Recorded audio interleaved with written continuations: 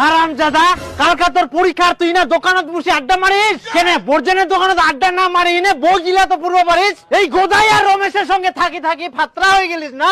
হারামজাদা, পরীক্ষা আছে আর ও সকালবেলা উঠে ঘুরবা বার হইয়া। পরীক্ষা তো দিই মুই, কখন পড়বা হবে না কি করবা হবে সেটা বুঝি মুই। শুধু শুধু রাস্তায় আসি না ভ্যাগের ভ্যাগের ভ্যাগের করে মান সম্মান শেষ করে দিলে।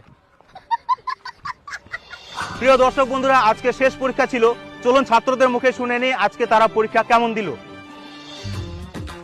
ভাই একটু শোনো তো, আজকে থেকে তো তোমাদের পরীক্ষা শেষ। হ্যাঁ, তো জীবনের সব থেকে বড় পরীক্ষা শেষ হলো, তো তোমার কেমন ফিল হচ্ছে? কি আর বলবো, চরম আনন্দ হচ্ছে। বাড়িতে যাওয়ার সময় নদীতে চান করে তারপর বাড়ি ঢুকবো। আজকে থেকে ঝামেলা শেষ। ও তাই? তাহলে তোমার সব থেকে কোন পরীক্ষাটা ভালো হয়েছে? সেটা তো বলতে পারবো না, কিন্তু সব থেকে কোন পরীক্ষা খারাপ হয়েছে সেটা বলতে পারবো। আসলে আমার কোনো পরীক্ষাই ভালো হয়নি, সব পরীক্ষা খারাপ হয়েছে।